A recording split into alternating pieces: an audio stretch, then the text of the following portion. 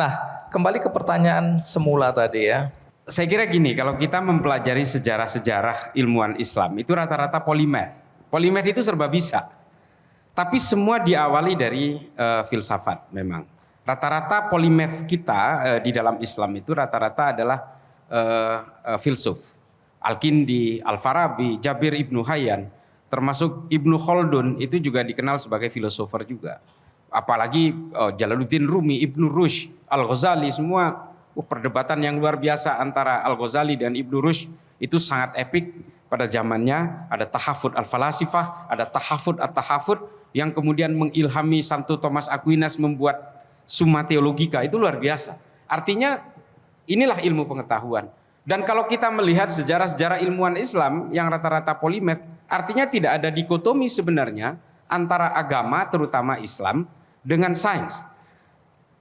Kira-kira pada abad 10 atau antara 10 dan 11, di Islam itu juga muncul pemikiran-pemikiran antiteis. Orang-orang yang tidak percaya Tuhan. Ada Abu Bakar Razi, ada Ibnu Muqaffa, ada Abul A'la Al-Ma'arri. Ini adalah pemikir-pemikir yang membangun pesimistik terhadap kepercayaan-kepercayaan ketuhanan. Tapi mengapa pemikiran-pemikiran mereka di Arab tidak bisa berkembang? Karena memang dihantam oleh ulama lain dengan ilmu pengetahuan. Artinya apa? Sebenarnya kita bisa dengan mudah mematahkan the God delusion-nya Richard Dawkins.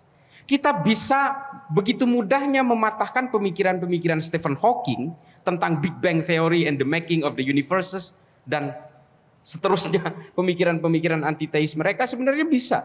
Kalau kita mau belajar, kalau kita betul-betul ingin mengeksplor Al-Quran, hadis dan berbagai pemikir-pemikir Islam pada zaman.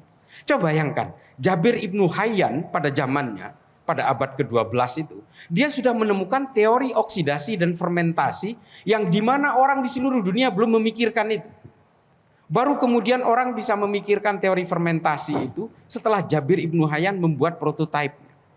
Termasuk juga dunia biologi, An-Nabat, namanya Abu Bakar Ahmad Ad-Dinawari, sudah membuat klasifikasi dan ordo tumbuh-tumbuhan pada zaman itu, pada abad ke-11. Coba bayangkan ilmu pengetahuan ini semua bisa berkembang karena memang tidak ada dikotomi sama sekali.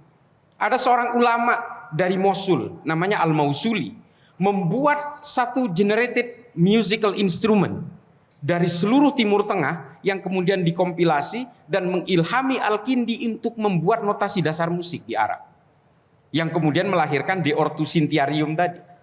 Ini kan suatu pemikiran luar biasa dan kita hari ini mengharamkan musik. Coba bayangkan. Apakah mereka yang mengharamkan musik tidak membaca bukunya Al-Isfahani, judulnya Al-Aghani, bahwa musik sudah ada pada zaman Khulafaur Rasyidin.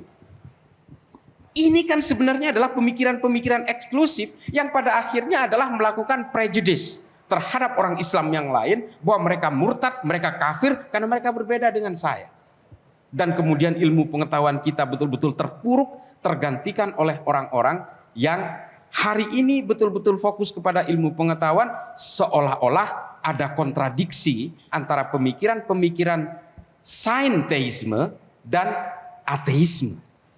Nah ini yang betul-betul harus kita temukan jalurnya. Yang paling ingin saya sampaikan adalah saya punya pengalaman. Saya membaca buku-bukunya Stephen Hawking. Dan ini paling laku di Arab. Bisa dilihat diunduh e-booknya itu jutaan di Arab. Kenapa laku di Arab? Karena memang agama, ulama-ulama di Arab hari ini tidak menyediakan jawaban-jawaban yang sangat fix berdasarkan kitab-kitab suci dan juga pemikiran-pemikiran ilmuwan Islam sebelumnya untuk mengcounter mereka. Untuk mengcounter pemikiran-pemikiran Stephen Hawking atau pemikiran Richard Dawkins misalnya. Nah ini kan menjadi tugas kita bersama. Coba bayangkan, Stephen Hawking membuktikan bahwa alam semesta ini diciptakan karena satu teori fisika yang bernama mekanika kuantum. Oleh sebuah ledakan besar, daya tarik energi positif dan negatif yang kemudian menciptakan serpihan-serpihan alam semesta.